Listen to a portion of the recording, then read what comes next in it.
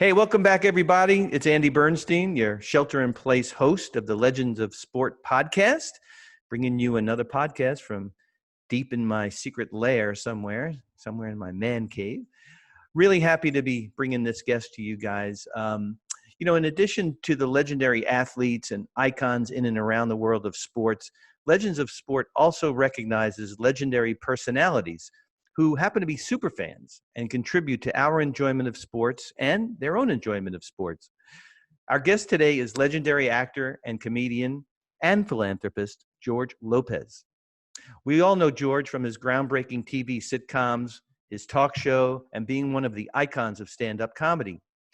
But George is also a lifelong Dodgers and Laker fan, and that's where our worlds have met for decades. George was currently on tour when the pandemic hit. So he turned his attention to various charitable causes benefiting COVID-19 relief and virtual graduation. In addition, George's foundation continues to provide positive, permanent change for underprivileged children, adults, and military families confronting challenges in education, health, as well as increasing community awareness about kidney disease and organ donation. George is one of the truly great guys I've had the pleasure to meet over the years, be it at a Laker game courtside with his buddy Arsenio or sitting in a Dodger seat somewhere during a beautiful Dodger game. I really enjoyed this wide-ranging interview and chat with George Lopez, and I hope you guys do too. As always, I'll see you on the backside. Great to see you, man. Good to see you, brother. I saw you with Magic on the Last Dance. I saw you taking pictures. I mean, you do such a great job of being out of the way, yet being able to capture those moments. There's times that you're not around, and then you look and I see you, and then we look again and you're gone. Well, it's funny that you recognize me because I had considerably more hair, didn't wear glasses, and I had a mustache going, sort of the disco era. So, but it feels like the blink of an eye too. Yeah, for sure. Hey, man, happy belated birthday, by the way. We're 2 days apart, you and I. You're the 23rd, I'm the 25th. So I hope you're not as stubborn as I am as a Taurus, but yeah. But happy one, man. So how are you doing, man? How are you doing through all this thing? I mean, I know you had to cancel or postpone your tour, so you've been busy. As I saw last night, you did the live read. How did that go? The live read was good. I mean, being able to do Zoom meetings, and there's another thing called StreamYard. I think Google has something. Yeah. So when people talk about what life's going to look like when this is over, I think it's going to look a lot like this. I think it's not going to go back to theaters and meetings and Hollywood has never really shut down, but I mean everything really is shut down globally. So yeah, I think that we're still trying to figure out what things are going to look like. But it's effective to as a platform.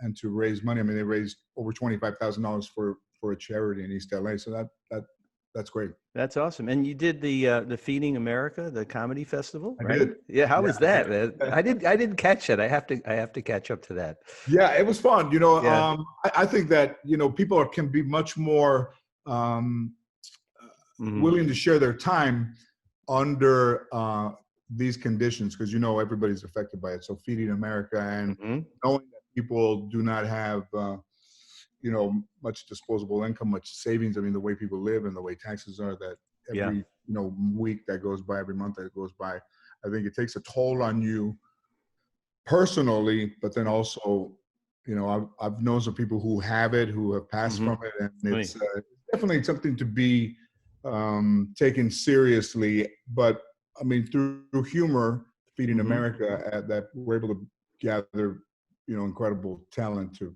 help people out. Yeah, it's good to laugh, right? I mean, it's good to laugh, man. Man, that's your gift. So that's great. What a great group that was associated with that. It's amazing. Yeah. So George, you did an amazing commencement speech. I saw it, the iHeartRadio virtual commencement speech, right?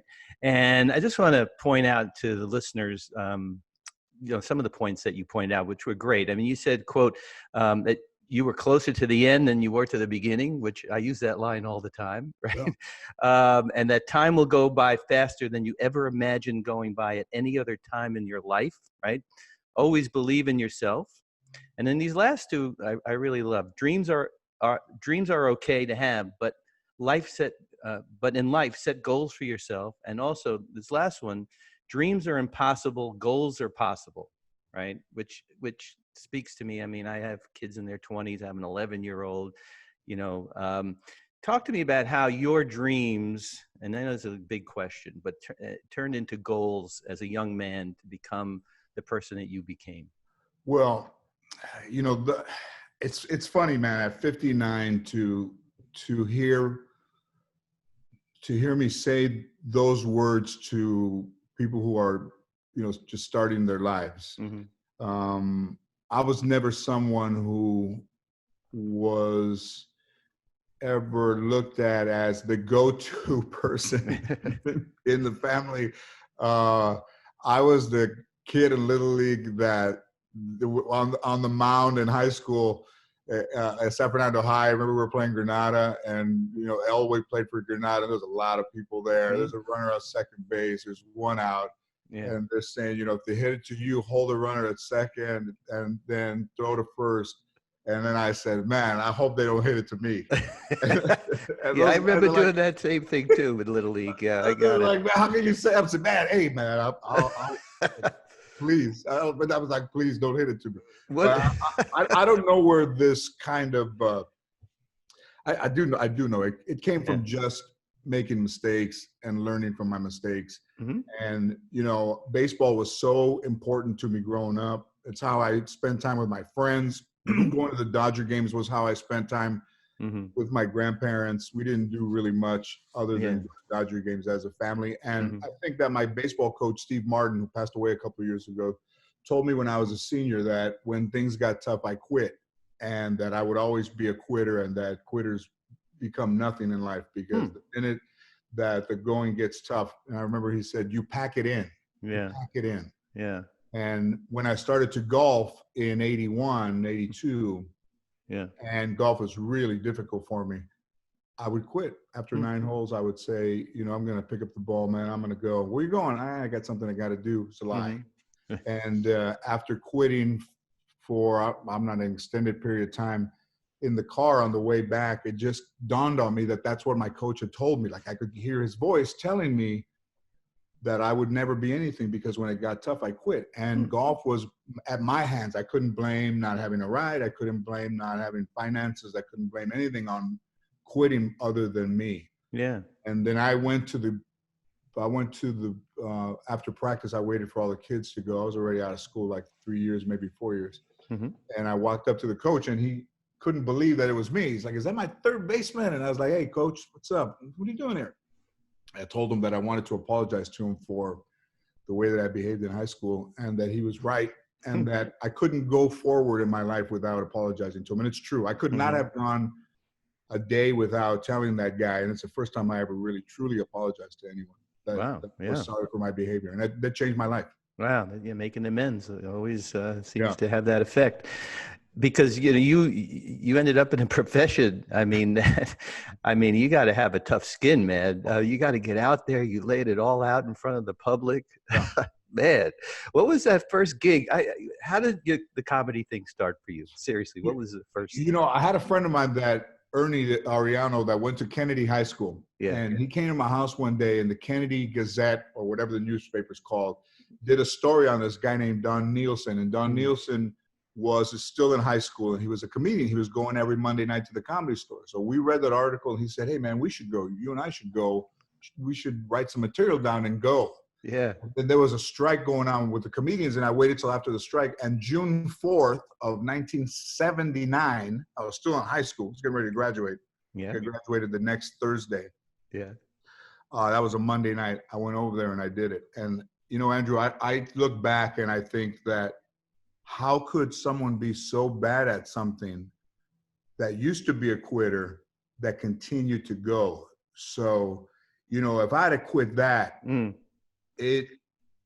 when I went back full time in '84, because I did it on and off, and then when the quitting thing happened, and I understood it, I was living on my friend's couch in Pacoima in a duplex, and it was 6:15 in the morning, and he was getting ready to go to work. He worked at a bank, and his wife was getting ready to go to work. She worked at a school, and when they left, I just said, what would I do for living? Like, I didn't have a job. I said, what do I want to do, and what would I do? Yeah. And I said, I always wanted to do stand-up. So April 23rd, 1984. Your birthday. My birthday. I said, I'm going, and I'm not going to quit no matter what happens. So 7 years after that, I did the Tonight Show. And 5 years after that, I met Arsenio, and he and I are still friends. And that was really one of my best friendships, a guy who I admired even before I met him. Yeah. To be friends 30 years and to be very close. You know, we use the Laker games as therapy. There's a lot of times we're like this, talking like this. Yeah. We use it as a therapeutic. You know, we're watching basketball, but we're talking about issues. Yeah. Do you see that picture that I just pulled up? Yeah. That's a picture. You guys see you guys all the time at games. I love it. Always there. It's he's a great guy. He's a good friend. Yeah. So this is obviously a sports podcast because it has a name in the title. So let's talk some sports, man, because you are a tremendous fan of especially Dodgers and Lakers in my experience. And what's your earliest memory of being a fan of either team? Like, which team did you like first, and the era, and how did that all work? Well, I remember that in maybe 1967, I was playing baseball in the street with my friends, and I was my first year in Little League as well. I was 6. You had to be 7, but I was 6. Okay. 6. Yeah. And I remember my grandfather, his car coming up the street. We're playing in this baseball in the street. Yeah. And the minute I saw his car, I thought, I must be in trouble. So he pulls up, he goes, get in. And I got in, my grandma's in the front, I'm in the back. Where are we going? Get on the freeway, we can start going south. You see Stadium Way. I'm like, Stadium Way. And we go up Elysian Park and go down. And I'd never seen a baseball stadium. I'd never seen really an arena or remember seeing a stadium in my life. And going down Elysian into where you pay for the parking, I saw Dodger Stadium for the first time, and it was the most beautiful thing I think I'd ever seen in my life. Spectacular, right? You could see the seats from the right field side up in general admission. Oh, you could see the different colors of the seats. I'd never been to a stadium before. Yeah. And that's my earliest memory of going to see the Dodger games. And then when I remember watching the Lakers on TV when Wilt Chamberlain in 70, 71. Yeah. Yeah, that was a great year. Following them, but being a bigger Dodger fan growing up. But then in the mid-'70s, it started to change more towards equal. Maybe the Lakers more. Yeah. When Magic got there. Right. Through this time right now, maybe more of a Lakers fan. Yeah, I grew up in Brooklyn, so my family were diehard Brooklyn Dodger fans, man. I couldn't even bring a Yankee baseball card in my house. Now, this is a true story. I brought one in. I was probably around the same age, 6 or 7. I was flipping cards with my friends. I had traded half of my collection for a Mickey Mantle card. I think you're the first person I'm telling this story to. And my dad, who was great, and he said, "Oh, you got a Mickey Mantle card. Let me see that." And he takes it and he goes whoosh, like this, throws it on the floor. He goes, "Don't ever bring anything with that logo in my house again." Oh my God, that's crazy. Passion runs deep, man. Dodger blue, right? I just adopted this dog Dakota. I adopt some dogs. So he's like a 10-year-old, maybe 11 pit bull, was beaten by his owner. This dog had he had an investigation on him when they found him, like a police investigation for the owner. He was a little skittish, a very loving dog. He was probably with me about a month and a half, and we found him a home. And Natalie, who helps me rescue the dogs, drove him to San Jose, and there was a family there with another dog, and they were older retired people, and he was going to be really happy. So she sends me a picture. He's laying by the fire. Sends me a picture. He's playing with the other dog. Then he sends me a picture, and he has a kerchief around his neck, and it's a giant kerchief. Oy, come on. And I'm like, what? I said, if I would have known that they were going to make him a giant dog, I would have not given him over. And then they send me another one, and both of them, and he's got an orange collar. And I said to her, all due respect, I said, don't send me any more pictures of that dog. Right. I think the Like, only thing. got a home. I don't want to know. Well, what would be worse if it was a Giants kerchief or a Celtics kerchief? Oh, Now, forget oh, about it, the right? Green Devils. Yeah. Oh, no. Oh. Yeah. Oh. So a couple of weeks ago, I guess, or maybe sooner, you jumped into a Dodgers Zoom call, right, with a bunch of celebrities, right? And you were very vocal about the Dodgers getting literally cheated, and I truly believe they were cheated out of the title. Right? What do you think MLB should do, or obviously they're not going to do anything, but in the perfect world, if they want to make it right, what should they do, George? Well, I mean, people still reference the Black Sox scandal in 1919. Mm-hmm. So I don't think they should sweep it under the rug and just say like that team doesn't exist anymore. There has to be some repercussion. I mean, there's been asterisks put on people's accomplishments. And I would say that there would have to be some asterisks put on and some measures put on players who were involved because I mean, let's look at Kershaw, for instance. I mean, this guy is an incredible athlete. He's been an incredible pitcher for the Dodgers, but he had that thing that we thought was just incredibly bad luck, that in the seventh inning, he'd get wrapped. Yeah. And I remember being in Virginia Beach maybe the second time or third time, not the last time, and being the seventh inning, and I said, and I see a guy get a hit into the gap. I said, it can't happen again. I mean, there's no way.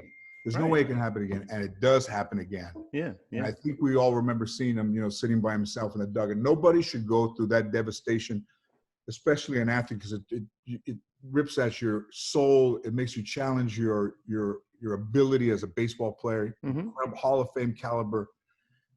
And the Dodgers made moves behind losing those 2 World Series. Yeah. So, I don't Really? think that it should just go away. But something has to be done. I said on the Zoom call that they shouldn't give their rings back, but they should give the Dodgers all the good stones. Yeah, add the money. Why not? But add the money, So that's a big deal. I mean, you wouldn't want to see it in Little League if you were playing in a company softball league. You wouldn't put up with anybody cheating. I was at Game 7 as a fan. I worked for the Dodgers for a long time, and actually, the last time they won the series in '88, I was working for them. And still bleed Dodger blue. I went to Game 7. I went to the Red Sox series, the whole thing. And it was just so tragic to see it end like that. Naturally end like that, but then it wasn't a natural end. It's just terrible. I mean, really, when I was in Houston and the Dodgers had a 4-0 lead, Kershaw was pitching. I went to every pitch of the Astros World Series. The Dodgers were very kind to me. And I went by myself, and I took Felipe Esparza, sat next to one day. But in that game, with Kershaw on the mound, it was like maybe the 4th inning. We have a 4-0 lead, and you're thinking, there's no way that he's going to blow this lead. And I think that game was something like 15-14 or 13. Yeah. And there was balls flying all apart, all over the place. Yeah. And even knowing that they were tipping off signs, the Dodgers still did an amazing job of coming back. Yeah.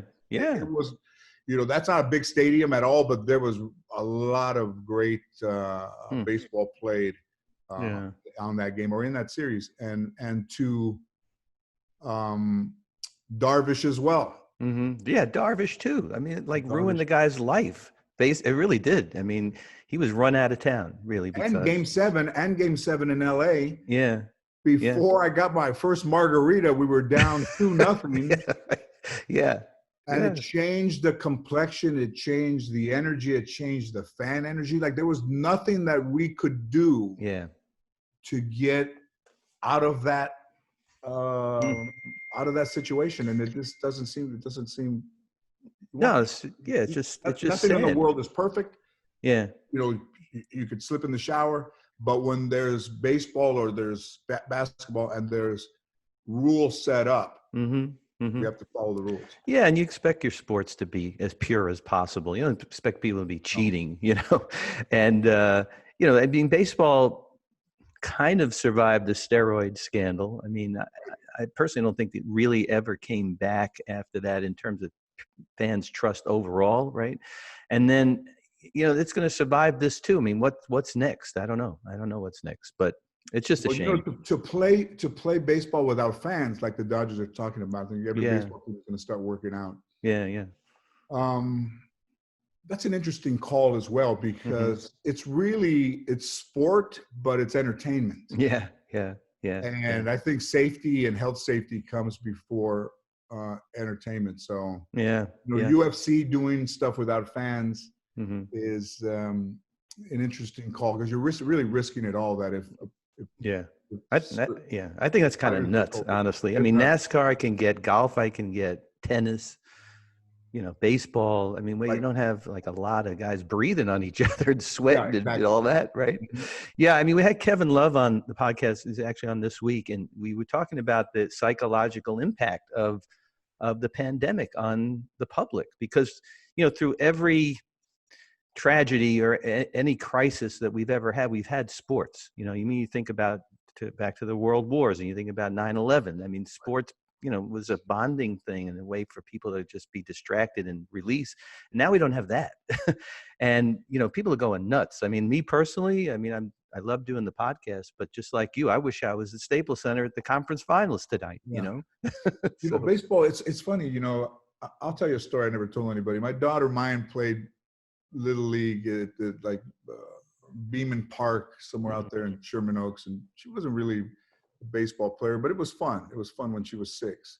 Yeah. And I remember they had their team party at the batting cage on Victory, and all her little team was there, and they had all signed a baseball for each other. And I was driving, I remember looking back, and I started to tear up. I almost tear up right now. It's like, hey, never forget your first coach, or never forget your first team. Yeah. I started to cry, and I'm driving. I'm like, what the hell is this? Because I was an only child. I spent a lot of time alone.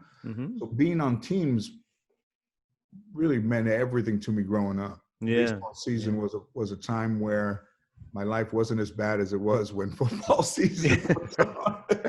Right. All my friends played Golden Bears, and my grandmother, who could have cared less if I had fallen off the house, didn't want me to play football because she thought I was going to get hurt. It's like, you'll send me into the sewage to snake out the line, but you won't let me play, Golden Bear Pop Warner football. Go figure. But maybe she was right. Who knows? Maybe, I don't know, man. Hey, let's jump to our mutual favorite team, which is of course the purple and gold, the Lakers, right? So you go back obviously to Showtime and the whole Shaq and Kobe era, Kobe by himself era. What is, and it's a tough question, but do you have a favorite era? Do you is like stick in your mind like a little bit more than the others? Well, I've been fortunate to have made friends with a lot of the people that I admired. I went to a game at the Forum with Ernie that when the Sixers won, saw Dr. J play. I didn't go through the Showtime era, and that was before cable and before. And also, if you look at the video of the Lakers and the Celtics from the Showtime era, it almost looks like they played in the 1800s. Yeah, the shorts. Whatever the video did not wear well over the years. I love it. Yeah. But the beginning of my show in 2004, and Warner Brothers giving me the tickets on the floor. Able to sit on the floor, and then going to see Kobe play at the Forum and getting to know those guys. Detlef Schrempf was still playing. And going and sitting at the seats during the Shaq and Kobe, and then the Kobe. But I think the Kobe era, and I think being at Game 7 in LA and sitting, I was married at the time, so I was sitting next to the Celtic owner, and he had his ring that from the 2 years prior, big body, leprechaun. 4-leaf clover diamond ring. Right. And I said to Ann, I said, here, why don't you sit here and let me sit over here? I didn't want to sit next to him. I don't want any be in that aura of that leprechaun business. Yeah. Shoot it, Ron. Shoot it. They didn't play very well in the first half. Shoot it, Ron. Yeah. Shoot it. Yeah. And at the end, when Artest Meta got the ball, everybody in there was like, no. Yeah, me too. I'm like, Oh, no, don't no. shoot it. And it went in and he blew a kiss, and that Yeah. turned to the guy to say something. He was gone. He was gone. He and the ring were gone. He and his ring were gone. What a moment. You know, Kobe said, and you know this, that he would not have retired until he beat the Celtics. He had to avenge that 2000. I mean, he could have played another 20 years after that. So he played I to got beat the chills on my. Celtics. They should have beat him the first time. I got chills. They should have beat him the first time. And then I remember I was doing all my shows with AEG, and then when they beat Orlando, they said, you know, AEG and the NBA, we want to get you a championship ring. Yeah. And I said, oh wow, that'd be amazing. I said, but I don't want one from the Magic. Yeah. Yeah. And they said, what do you mean? I said, I'll tell you what, if they win, if they beat the Celtics, I would love a ring. Yeah. And they said, so you don't want one this year? I said, no, I'll wait. And they go, well, what if they don't play the Celtics in the finals? Well, I'll just take my chances. And I have that ring at the house. Oh, good. And it is, it's my most prized possession, and it's almost maybe the most excited I'd ever been. And I remember Kobe saying, as he was getting his MVP, and he was looking around, he saw one person jumping up and down and raising his fists up, and that was me. Yeah, really? I never stopped jumping from the. That's so awesome, man. From the end of the game. Did you ever think, as a kid and an up and coming comedian, and you know, you started to first get some notoriety, that you'd ever be sitting courtside at a Laker game with your buddy Arsenio? No, when I went to, you know, my all-state agent, this guy Gary, took me to the game, and we sat way up. This was maybe 2001. My show, I was just writing the show or working on the show, and Gary said to me, well, you know, when your show takes off, you won't be up here. And I said, no, I don't think I'll ever be down there. I'd, you know, prefer to be with the people. Yeah. And as much as I love the people, there's nothing better than courtside, man. That's the best. Last game, Kobe's last game. With myself, and you know, Avi Lerner was kind enough to give me his 2 tickets, and I took Arsenio. I said, "Who am I going to take?" And I had to take Arsenio. That whole thing was what a night, incredible, and jumping up and down. And I don't think I've ever been that overwhelmed or excited to see and to be at the eye level of that game. Yeah, unbelievable. I mean, who could have written that script? The dude goes down like 2 years before with a horrific Achilles tear at that point in his career. Man, I mean, just the Mamba mentality. You can't even sum it up, but 60 points, Mamba out, boom, done. Right? I mean, thank God we were all there to see that. And we can always remember that. It's special. I mean, you look at sports like that, it's given me memories that nobody can ever take away. And I was there. Made it even more special. I know. So you've been watching The Last Dance? I'm sure you've been watching. Yes, I watched every. I studied it. Amazing, right? Amazing. So here's a loaded question. You think the Shaq and Kobe Lakers could have beaten the Bulls, like the '98 Bulls? Oh, that's a great question. Because that was a hell of a team. You know, the 2000 championship, 2000, that three-peat was amazing. Those were great. Those were great teams. The Bulls didn't have a dominant center. You know, they did it with dishing it off, and they did it with the triangle again. Right. But I would say that I would have to give Shaq would be an incredible influence in that game. Yeah, for sure. And give it to Shaq low or dish it out to Kobe. I think that team. Yeah. I think that team might have taken him. Just because we had one of the, if not the most dominant center to play basketball. Oh, he was ridiculous, right? MDE, most dominant ever. He called himself. When I was doing the radio, he came in after the Lakers won one of the championships in 2001.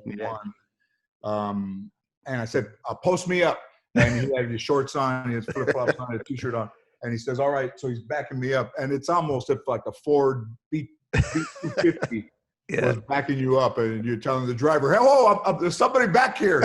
Right. There's no way that him backing in, just an amazing thing, and quick. That's been ridiculous. Yeah.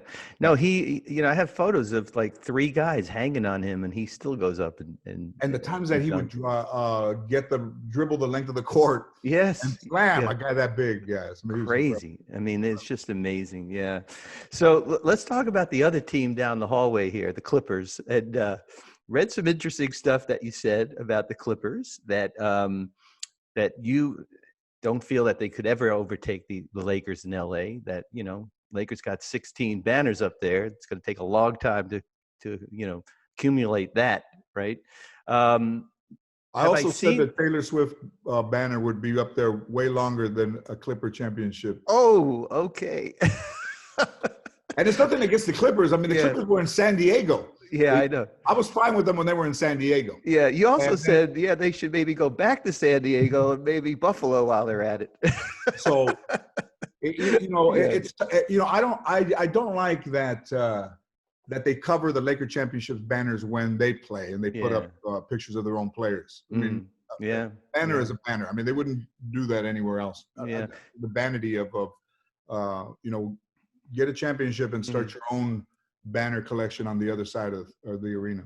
Well, let me ask you this. I mean, are you one of the people that thinks that, because I thought this at the time, that when Staples was being built and Donald Sterling had the opportunity to move the team to Anaheim, and Anaheim wanted them, there's a fan base down there, obviously they have the Ducks, and he didn't do it for whatever reason. And to play in the shadow of the Lakers, especially when the Clippers were so bad at the turn of the century. A, do you think that he should have done that? And B, what do you think of them building this new arena in Inglewood? Yeah.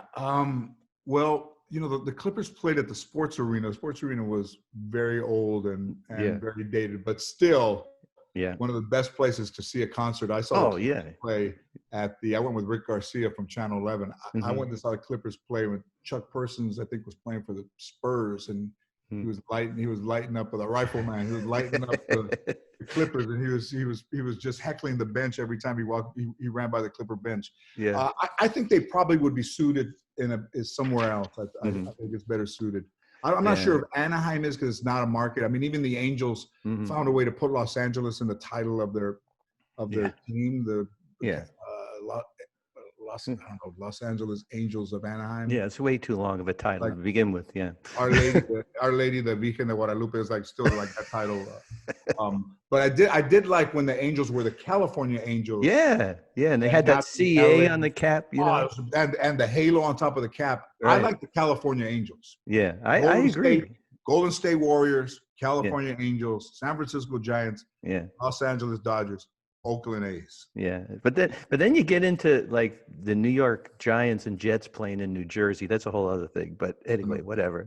but I mean, if you want to create your own identity, it's tough to do it in a place where history runs so deep in that. I mean, even in the 5 championships in the last 20 years. Yeah. And Billy Crystal's been a fan. There's some people that have stayed the whole time. Yeah.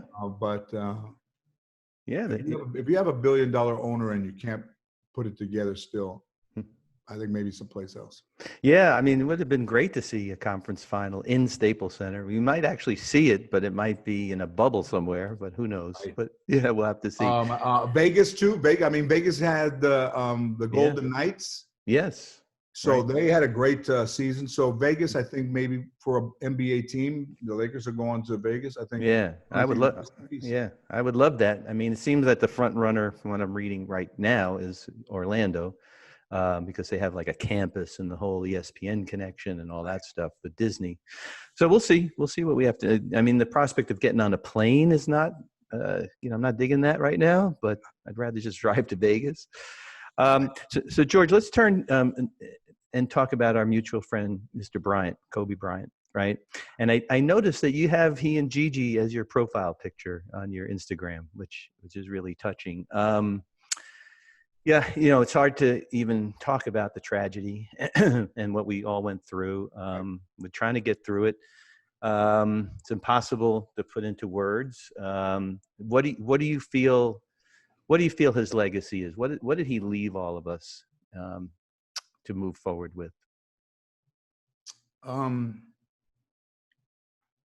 think, as a father, as a husband, with his children, him and Gigi, and at the games, and her loving basketball the way that she did, with the babies, and Vanessa loving him so much and their mutual love. Hmm. I think he left us with an incredible amount of memories on the basketball court. Nobody's perfect in life, and he was a great husband and a great father to his girls. Yeah. But to have played his game for 20 years selfishly, but families have to understand that being gone almost half of the time of it. And I know they look so forward to him as a non-player. And I put that picture as my profile picture. I also have it at my house to remind me how fast and how fragile life is, and how important love is. Yeah. And how I would say you never hesitate to tell people what you think of them, you care for them, and don't wait. They all intended, everyone there that was involved in that tragic accident was intended on coming back. And the Mamba mentality of never giving up, of working hard and being better is a wonderful thing to leave behind.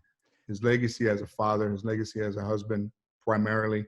Yeah. And also when you get down there, looking at highlights of him is still a little tough. Still, I like you, I thought it was going to be tough when he didn't play anymore. Yeah. But he'd still be around, and we'd still see him, and he'd come to games and all that. Yeah. I played golf with Byron Scott, and he said he was supposed to be our guy like Magic to carry the Lakers into the future. Yeah. Wilt was around, Kareem is still around. Yeah. Yeah. Magic, and he was that guy to carry the Laker team into the future. But we'll carry him in our hearts, and he was an incredible friend to me. And I said when he retired, it's my first relationship where I'm more in love at the end of the relationship than in the beginning. I loved him in the beginning, but at that 20 years, I really love that guy, and he was so kind to me. And well, you see this picture that I just love. He used to always come over and say hi to you, and just mention something. It was always a beautiful moment. And then you and I were at this event, the shoe launch event. Oh, that's right. Remember? I don't remember what year that was, but that was fun, man. You guys had a great conversation. Oh. He was so loose that day, I remember. He was.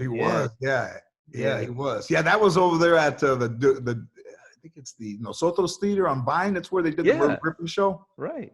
He was awesome. Yeah, he was fun. You see his finger taped there. That horrendous injury on his finger. So that had to be 2009, 10-ish, right? Because Gary Vitti invented that little device for him on his finger. Yeah. Yeah, that's crazy. And I think Kobe. When he was on my talk show, he would come out of that kind of preset Kobe. And he spoke Spanish, and he talked about taking the kids to Disneyland, and he teased them. And Derek Fisher came over and asked him a question about the Eagles and the Cowboys, and he let his guard down. Yeah. And everybody loved him for that. That he wasn't trying to give you the patented answer. That he would have fun and take part of all that stuff. And I spent some good amount of time with him. And I a lot of people you meet that they don't live up to your expectations of them as a player or as a person, but he exceeded those things. Yeah, 100%, man. Really well said. We're going to be doing a series leading up to his Hall of Fame enshrinement at the end of August. So I've been asking guests to, you gave me a great story right there about your show, but just one word to describe him in one word, and we'll use it as part of the series. But would you mind doing the word in Spanish? If you give me a word in Spanish? Okay. Yeah. Poder. All right. So what does that mean? Power. Power. Beautiful. Love Poder is like the will. Got it. Yeah. It's the will. Poder, got it. The will. During the All-Star game, he had a great first half. Yeah. And I saw Vanessa, and I said, so is our man going to walk out of here with that MVP trophy? And she said, he's not going to play much in the second half because he doesn't want to show up or show out because it's in LA. Yeah. And he prefers somebody else do it. And I said, what? That's not him. And she goes, go talk to him. That was that picture of us. That was at that moment. And I went over across and I said, I got to show that again. Wait, hold on. I said, Yeah. hey, I said, Cole. I said, Cole. Yeah. I said, do not let anyone leave this arena with that MVP trophy unless your name is on it. And he looked at me like that Kobe side eye. Right. And he's like, okay, bet. Okay. Yeah, and we got like Rihanna down here. Is that her in the red hair? Justin Bieber, Rihanna. Yeah, we got everybody in this picture. Gene Simmons is under Kobe's arm. Right. Oh, that's hilarious. I think, Lenny Kravitz, right. Gene Simmons. Man, yeah, it's Justin Bieber. Wow, I didn't even notice that. Yeah, that was special. Wow, that's crazy, man. Well, thank you for that. So, George, just to tie this whole thing up, this has been such a great conversation, man. Thank you for your time. I just want to know, moving forward for you, like what's going to happen. You got this Netflix show coming up at the end of June. You know, what's that all about? I'll do it for half. Is that a? Well, I did.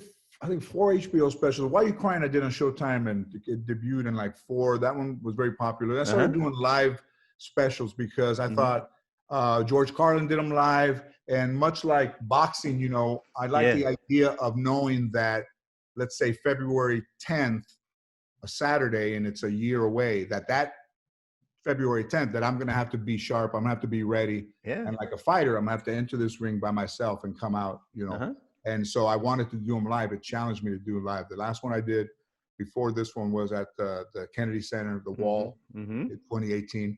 And then I went over to Netflix because all the comedians had gone over to Netflix. HBO had been a great home for me, but I wanted to do something on Netflix. That one we taped, and that one we did at the Warfield, historic, Janis Joplin and Hendrix, the Grateful Dead, Santana. And it was a great, it's a great venue. It closed down for renovations, and in 2007 they asked me to go back and open it again, so it always remained kind of close to my heart. This one, We'll Do It for Half, was a title that came from a remark I made about the commander-in-chief, how Iran had allegedly made a bounty of 80 million, and I said, we'll do it for half. And I didn't realize that was what it meant. Okay, I got you. Oh, listen, the secret. That's awesome. I mean, my aunts could gossip, but nothing like going viral. Yeah. I just left lunch with Cedric the Entertainer and his family at the Chateau. I get in there, I see it, I go, we'll go for half. And it's everybody, Ina, my publicist, called. I told her whenever I see her name, I'm like, oh no. She's like, George, are you alone? Every time I'm in the hot, I've been in trouble. It's like, George, are you alone? I told her, listen, I love you. I hate to see your name come up on my caller ID. Right. What did you say? What did I say? Where? What? When? Like an hour? What did you say? So it became, and they call for my arrest, and they was all over the world. Man, I read all about that. That's crazy. And then I had a show to do at the Laugh Factory, and they said, I think it's a good idea if you cancel that show. And I said, I'm not canceling the show. So you no way, man. There. No. I walk on stage, and everybody's kind of just waiting, and walk up there, and I go, well, that's the last time I give anybody an estimate. George, I love you, man. It's so awesome. You must be itching to get back out for your wall tour, right? What's the projection? Do you have any idea when you'll be out there in front of the public? I don't think it's going to be, one of my managers said, I don't think we're going to perform in 2020. And my, Nick, the other person, is like, come on, listen, don't be so gloomy, man. Have an optimistic, because I'm being optimistic. I don't think we're going to perform live in 2020.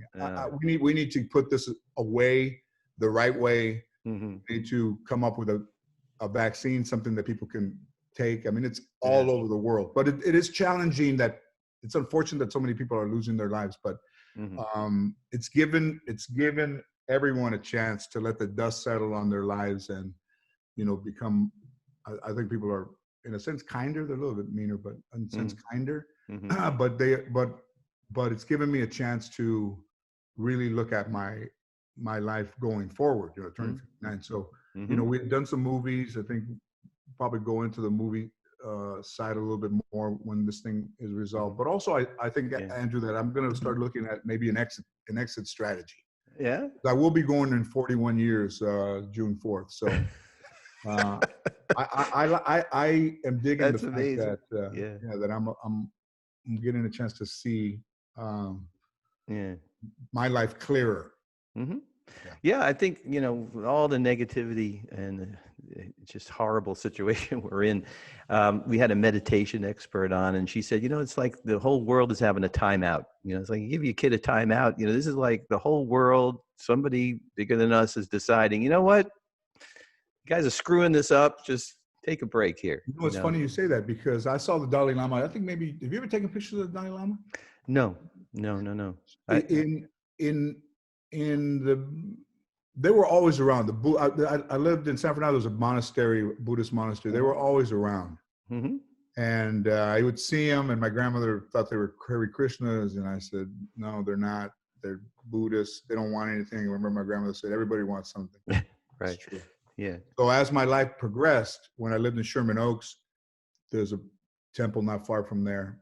When I live in LA, in Los Feliz, there's a temple not far. At a house in Hawaii, there was a temple at the top of so I started to practice a little bit of the principles of not hurting people and appreciating time and staying in the moment and all of that. And I asked a monk friend of mine, this Tenzin Paradarsi, that just wrote a book. I said, what is going on here? And he said what you said. He said that that person said that it's the universe resetting itself for better or for worse. Yeah.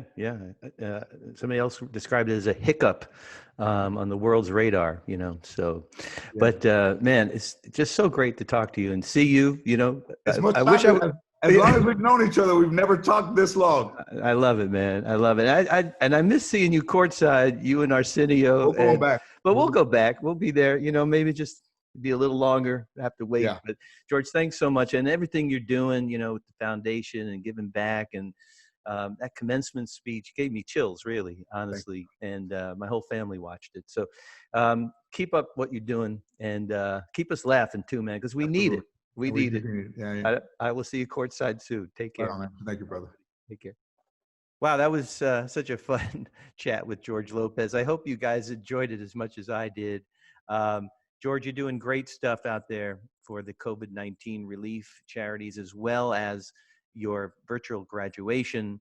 I know you want to get back on tour with your wall tour, and hopefully you will at some point down the road soon. I hope I see you courtside at a Laker game in the very, very near future.